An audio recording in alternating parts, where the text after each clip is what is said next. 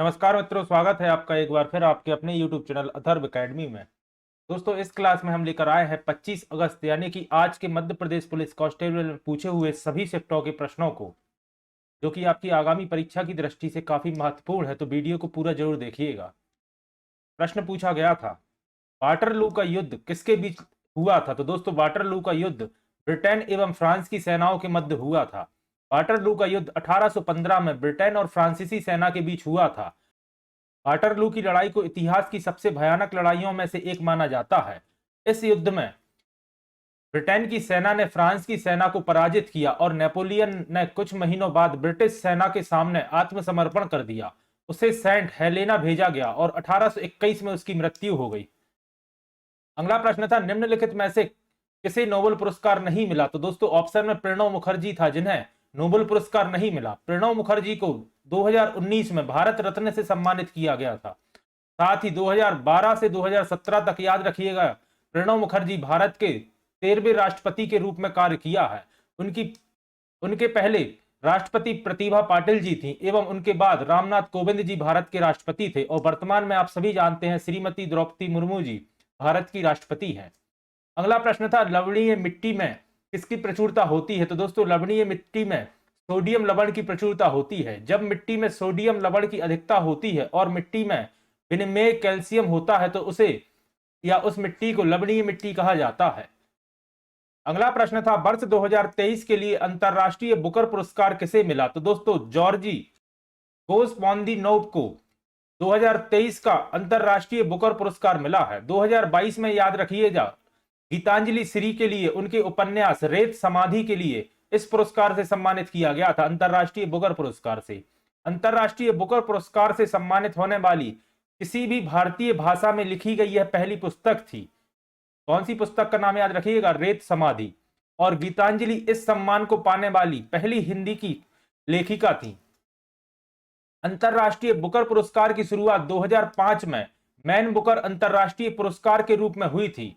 और दोस्तों, याद रखिएगा, इस्माइल कादरी इस पुरस्कार को पाने वाले पहले विजेता थे, याद रखिएगा। अगला प्रश्न था, मध्य प्रदेश में मुगल साम्राज्य की राजधानी कहां थी? तो दोस्तों, मध्य प्रदेश में बुरहानपुर मुगल साम्राज्य की राजधानी थी। ताप्ती नदी के तट पर 1400 ईस्वी में स्थापित ऐतिहासिक शहर बुरहानपुर कभी मुगल साम्राज्य की राजधानी रही है। मुगलों की एक महत्वपूर्ण चौकी बुरहानपुर अपनी राजनीतिक, रणनीतिक एवं अवस्थित के कारण से दक्षिण भारत के प्रवेश द्वार के रूप में जाना जाता है। और यह प्रश्न दोस्तों काफी पूछा जाता है कि दक्षिण भारत के प्रवेश द्वार के रूप में किस शहर को जाना जाता है? तो याद रखिएगा, बुरहानपुर को। अगला प्रश्न था, यूनेस्को में एस का क्या अर्थ होता है? तो दोस्तों, यूनेस्को में एस का अर्थ होता है साइंटिफिक। यूनेस्को का पूर्ण रूप होता है United Nation Education, Scientific and Cultural Organisation. और इस एस का मतलब साइंटिफिक होता है। अगर हिंदी में बात की जाए तो संयुक्त राष्ट्र शैक्षणिक, वैज्ञानिक एवं सांस्कृतिक संगठन होता है यूनेस्को का पूर्ण रूप। अगला प्रश्न था, कामगार सेतु पोर्टल मध्य प्रदेश में किसके लिए बनाया गया था? तो दोस्तों, यह ग्रामीण सड़क विक्रेताओं के लिए बनाया गया था। कामगार सेतु पोर्टल मुख्यमंत्री ग्रामीण सड़क विक्रेता ऋण योजना के तहत शुरू किया गया था। मध्य प्रदेश सरकार ने 8 जुलाई वर्ष 2020 को एक नई एमपी ग्रामीण कारगर सेतु पोर्टल लॉन्च किया। इस योजना में राज्य सरकार ग्रामीण क्षेत्र के सड़क विक्रेताओं को बिना ब्याज पर 10,000 रुपए तक का ऋण प्रदान करती है। अगला प्रश्न था, भारत में औद्योगिकरण की शुरुआत कब हुई थी? तो याद रखिएगा, वर्ष 1850 में भारत में औद्योगिकरण की शुरुआत हुई थी। आधुनिक रूप से भारत का औद्योगिकरण 1850 ईस्वी से प्रारंभ हुआ और सन 1853-54 में भारत में रेल एवं तार प्रणाली शुरू हुई थी। और यह भी पॉइंट काफी महत्वपूर्ण है, पूछा जा सकता है कि भारत में रेल प्रणाली या तार प्रणाली कब शुरू हुई थी? तो 1853 से 1854 के मध्य। अगला प्रश्न था, क्रय शक्ति क्षमता इंडेक्स में भारत की कौन सी रैंकिंग है? तो दोस्तों, इसमें भारत की तीसरी रैंकिंग है। क्रय शक्ति क्षमता के आधार पर चीन और अमेरिका के बाद भारत तीसरी बड़ी अर्थव्यवस्था है तथा विनिमय के दर के आधार पर भारत 7वीं बड़ी अर्थव्यवस्था है, याद रखिएगा। अगला प्रश्न था, 528 ईस्वी में हूणों को किसने पराजित किया था? तो याद रखिएगा, राजा यशोधर्मन ने 528 ईस्वी में हूणों को पराजित किया था। 528 ईस्वी में यशोवर्धन ने हूणों को पराजित किया। मध्य एशिया जनजाति का एक समूह जो खैबर दर्रे को पार करके भारतीय उपमहाद्वीप में 5वीं या 6वीं शताब्दी की शुरुआत में प्रवेश किए थे और प्राचीन भारतीय द्वारा इन्हें हूणों के नाम से जाना जाता था। 6वीं शताब्दी की शुरुआत में यशोधर्मन मध्य भारत के मालवा के राजा थे जिन्होंने हूणों की आक्रमण को असफल किया था। अगला प्रश्न था विश्व हृदय दिवस कब मनाया जाता है? तो दोस्तों प्रत्येक वर्ष 29 सितंबर को विश्व हृदय दिवस के रूप में मनाया जाता है। अगला प्रश्न था अहिल्याबाई होलकर ने आलमपुर में किसकी छतरी बनवाई थी? तो दोस्तों मल्हारराव होलकर जी की छतरी स्थित है आलमपुर में, जो कि देवी अहिल्याबाई होलकर द्वारा बनवाई गई थी। मल्हारराव होलकर की छतरी 1766 में महारानी अहिल्याबाई होलकर ने बनवाई थी। मल्हारराव होलकर ने ही होलकर वंश की नींव रखी थी। साथ ही याद रखिएगा देवी अहिल्याबाई होलकर मल्हारराव होलकर की पुत्र वधू थी।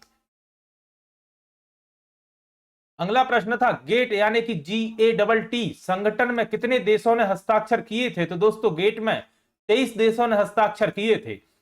30 अक्टूबर 1947 को जिनेवा में पैलेस डेस नेशंस में 23 देशों द्वारा शुल्क और व्यापार पर सामान्य समझौते पर हस्ताक्षर किए गए थे और इसे ही दोस्तों शुल्क और व्यापार समझौते को ही गेट कहा जाता है। अगला प्रश्न था धुती बांध का निर्माण कब हुआ था? तो दोस्तों धुती बांध जो कि मध्य प्रदेश के बालाघाट में स्थित है, इसका निर्माण 1923 में हुआ था। धुती डैम मध्य प्रदेश के बालाघाट जिले में लामता के पास बैनगंगा नदी पर स्थित एक बांध है जिसका निर्माण 1923 में ब्रिटिश सरकार द्वारा कराया गया था। अगला प्रश्न था मराठी उपन्यास सनातन के लिए वर्ष 2020 का सरस्वती सम्मान किसे दिया गया? तो दोस्तों यह सम्मान डॉक्टर शरण कुमार लिम्बाले को दिया गया मराठी उपन्यास सनातन के लिए, याद रखिएगा। अगला प्रश्न था FCI का पूर्ण रूप क्या होता है? तो दोस्तों फूड कॉर्पोरेशन ऑफ इंडिया या जिसे हिंदी में भारतीय खाद्य निगम कहा जाता है, FCI का पूर्ण रूप होता है। भारतीय खाद्य निगम की स्थापना 14 जनवरी 1956 को की गई थी और इसका मुख्यालय नई दिल्ली में स्थित है। अगला प्रश्न था वित्त मंत्री यशवंत सिन्हा ने FRA-BMA बिल कब पास किया था? तो दोस्तों यह बिल इन्होंने वर्ष 2000 में पास किया था। राजकोषीय उत्तरदायित्व और बजट प्रबंधन विधेयक भारत सरकार के तत्कालीन वित्त मंत्री यशवंत सिन्हा द्वारा सितंबर 2000 में पेश किया गया था। 2003 में केंद्रीय मंत्रिमंडल द्वारा अनुमोदित विधेयक 5 जुलाई 2004 से प्रभावित हुआ है, यानी कि लागू हुआ है 2004 से। अगला प्रश्न था कार्य करने की क्षमता को क्या कहा जाता है? तो दोस्तों कार्य करने की क्षमता को ऊर्जा कहा जाता है। अगला प्रश्न था सब्जियों के अध्ययन को क्या कहा जाता है? तो दोस्तों सब्जियों के अध्ययन को ओलेरीकल्चर कहा जाता है। अगला प्रश्न था रेडियो का आविष्कार किसने किया था? तो याद रखिएगा गुलिल्मो मार्कोनी ने रेडियो का आविष्कार किया था। अगला प्रश्न था फलों के अध्ययन को क्या कहा जाता है? तो दोस्तों फलों के अध्ययन को पोमोलॉजी कहा जाता है। अगला प्रश्न था टेरियोफाइट्स के कितने वर्ग होते हैं? तो याद रखिएगा टेरिडोफाइट्स के 4 वर्ग होते हैं। अगला प्रश्न था भारतीय दूरसंचार नियामक प्राधिकरण की स्थापना किस वर्ष की गई थी? तो वर्ष 1997 में भारतीय दूरसंचार नियामक प्राधिकरण की स्थापना की गई थी। भारतीय दूरसंचार नियामक प्राधिकरण की स्थापना 20 फरवरी 1997 को संसद के एक अधिनियम द्वारा की गई थी जिसे भारतीय दूरसंचार नियामक प्राधिकरण अधिनियम 1997 कहा जाता है। अगला प्रश्न था भोपाल स्थित कमलापति महल कब बनवाया गया था? तो दोस्तों वर्ष 1722 में कमलापति महल बनवाया गया था। भोपाल स्थित छोटी झील के ऊपर बना हुआ यह महल भारतीय पुरातत्व सर्वेक्षण के अधीन है। इस महल के बारे में कहा जाता है कि इस महल का निर्माण 1722 में रानी कमलापति द्वारा कराया गया था। और दोस्तों याद रखिएगा इन्हीं रानी कमलापति के नाम पर भोपाल के हबीबगंज रेलवे स्टेशन का नाम बदलकर रानी कमलापति रेलवे स्टेशन कर दिया गया है। अगला प्रश्न था निम्नलिखित में से कौन सी खरीफ की फसल है? तो दोस्तों ऑप्शन में मक्का दिया गया था जो कि एक खरीफ की फसल है। खरीफ की फसलें जिन्हें मानसून के फसल के रूप में जाना जाता है, दक्षिण एशिया में बरसात ऋतु या वर्षा ऋतु में उगाई जाने वाली फसलें हैं जो कि अप्रैल से अक्टूबर तक भी चल जाती हैं। खरीफ की मुख्य फसलें हैं, याद रखिएगा चावल, मक्का, ज्वार, बाजरा, अरहर, सोयाबीन, मूंगफली, कपास आदि।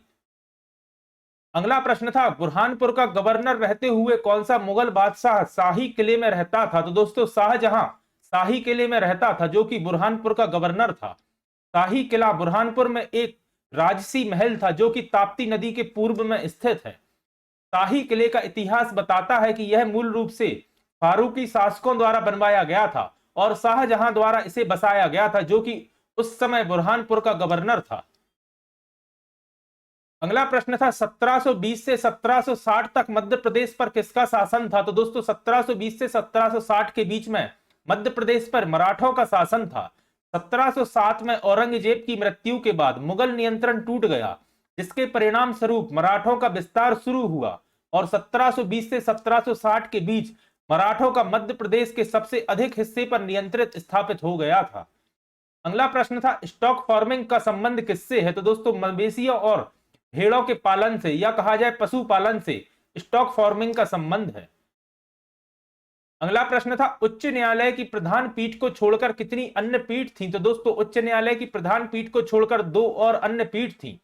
2 जनवरी 1936 को मध्य प्रदेश उच्च न्यायालय को नागपुर उच्च न्यायालय के रूप में स्थापित किया गया था। वर्तमान मध्य प्रदेश का उच्च न्यायालय 1 नवंबर 1956 यानी कि मध्य प्रदेश के गठन के समय से जबलपुर में स्थित है और इसकी 2 खंडपीठ हैं, ग्वालियर एवं इंदौर। एम हिदायतुल्ला या मोहम्मद हिदायतुल्ला मध्य प्रदेश के उच्च न्यायालय के प्रथम मुख्य न्यायाधीश थे। एवं याद रखिएगा फरवरी 2022 से रवि मलिमथ जी मध्य प्रदेश उच्च न्यायालय के मुख्य न्यायाधीश हैं। अगला प्रश्न था एसएलआर को 40% तक बढ़ाने का अधिकार किसके पास है? तो दोस्तों एसएलआर को 40% तक बढ़ाने का अधिकार भारतीय रिजर्व बैंक या आरबीआई के पास है। एसएलआर का पूर्ण रूप होता है वैधानिक तरलता अनुपात, जिसे बैंक द्वारा बनाए रखना चाहिए। भारतीय रिजर्व बैंक को इस का प्रतिशत को 40% तक बढ़ाने का अधिकार प्राप्त है। अगला प्रश्न था नेपोलियन बोनापार्ट का जन्म किस शहर में हुआ था? तो दोस्तों नेपोलियन का जन्म भू सागरीय द्वीप कोर्सिका में हुआ था। नेपोलियन का जन्म 1769 में भूमध्य सागरीय द्वीप कोर्सिका में हुआ था। 1804 में नेपोलियन ने एक भव्य समारोह में खुद को फ्रांस का सम्राट घोषित कर दिया था एवं ताज पहनाया था। साथ ही याद रखिएगा वाटरलू की लड़ाई जो कि 18 जून 1815 को बेल्जियम में हुई थी, नेपोलियन बोनापार्ट की अंतिम हार के रूप में चिन्हित है, यानी कि इस युद्ध में नेपोलियन हार गया था और याद रखिएगा ब्रिटेन की सेना के साथ हारा था। अगला प्रश्न था अंतरराष्ट्रीय पंचायत पुरस्कार 2023 के तहत सर्वश्रेष्ठ जिला के रूप में किसे चुना गया था? तो दोस्तों झारखंड की ग्राम पंचायत कपिलो को चुना गया था। 17 अप्रैल 2023 को राष्ट्रपति श्रीमती द्रौपदी मुर्मू ने नई दिल्ली में पंचायत को प्रोत्साहन पर राष्ट्रीय सम्मेलन में झारखंड की ग्राम पंचायत कपिलो को राष्ट्रीय पंचायत पुरस्कार 2023 प्रदान किया। अगला प्रश्न था रिंग ऑफ फायर पर कौन सा देश स्थित नहीं है? तो दोस्तों ऑप्शन में ऑस्ट्रेलिया दिया गया था जो कि रिंग ऑफ फायर पर स्थित नहीं है। रिंग ऑफ फायर को सरकम पैसिफिक बेल्ट के रूप में भी जाना जाता है, जो कि सक्रिय ज्वालामुखियों और लगातार भूकंप वाला प्रशांत महासागर के साथ एक पथ है। यह मिसप्रिंट है दोस्तों, पथ है। अगला प्रश्न था राजस्व उपनिरीक्षक कौन होता है? तो दोस्तों लेखपाल को ही राजस्व उपनिरीक्षक कहा जाता है। अगला प्रश्न था निम्नलिखित में से किसे 2022 में अग्रणी भूमिका में सर्वश्रेष्ठ अभिनेता का ऑस्कर मिला? तो दोस्तों बिल स्मिथ को 2022 का बेस्ट एक्टर या अग्रणी भूमिका के क्षेत्र में सर्वश्रेष्ठ अभिनेता का ऑस्कर प्रदान किया गया। 94वें ऑस्कर पुरस्कार के विजेता की घोषणा 28 मार्च 2022 को की गई थी। इस पॉइंट को याद रखिएगा, 2022 में यह 94वां ऑस्कर का संस्करण था और इसमें बिल स्मिथ को किंग रिचर्ड के लिए सर्वश्रेष्ठ अभिनेता घोषित किया गया था। याद रखिएगा किंग रिचर्ड मूवी के अभिनेता थे बिल स्मिथ और इसके लिए इन्हें सर्वश्रेष्ठ अभिनेता का ऑस्कर दिया गया था। अगला प्रश्न था 1984 में किस भारतीय व्यक्ति को लाइवलीहुड अवार्ड मिला था? तो दोस्तों यह अवार्ड इला भट्ट को मिला था 1984 में लाइवलीहुड। अगला प्रश्न था काबुल और ढाका किन देशों की राजधानियां हैं? तो आप सभी जानते हैं काबुल अफगानिस्तान की राजधानी है एवं ढाका बांग्लादेश की राजधानी है। अगला प्रश्न था निम्नलिखित में से मानव निर्मित आपदा कौन सी नहीं है। तो दोस्तों ऑप्शन में सूखा दिया गया था, जो कि एक प्राकृतिक आपदा है, मानव निर्मित आपदा नहीं है। मानव निर्मित आपदाएं होती हैं औद्योगिक दुर्घटनाएं, भवन ढहने की आपदाएं, आग, विस्फोट, वायु, रेल एवं समुद्री दुर्घटनाएं, यह सभी मानव निर्मित आपदाएं हैं। एवं प्राकृतिक आपदाएं होती हैं भूकंप, सुनामी, बाढ़, चक्रवात, सूखा, ज्वालामुखी विस्फोट आदि। अगला प्रश्न था निम्नलिखित में से नाइट्रोजन की मात्रा सर्वाधिक किस उर्वरक में होती है। तो दोस्तों आप सभी जानते हैं यूरिया में नाइट्रोजन की मात्रा सर्वाधिक होती है, और यह प्रश्न दोस्तों कई एग्जाम्स में पहले भी पूछा जा चुका है। तो दोस्तों ये थे वह सभी प्रश्न जो आज के एग्जाम में पूछे गए थे। आशा करता हूं आपके लिए उपयोगी साबित होंगे और आज की क्लास आपको पसंद आई होगी। अगर आज की क्लास आपको पसंद आई है तो वीडियो को लाइक करें, कमेंट करें, और अगर आपने अभी तक अथर्व एकेडमी चैनल को सब्सक्राइब नहीं किया है तो चैनल को सब्सक्राइब करें और ज्यादा से ज्यादा लोगों तक शेयर करें। जल्दी ही फिर मिलता हूं अपनी अगली वीडियो के साथ। धन्यवाद दोस्तों।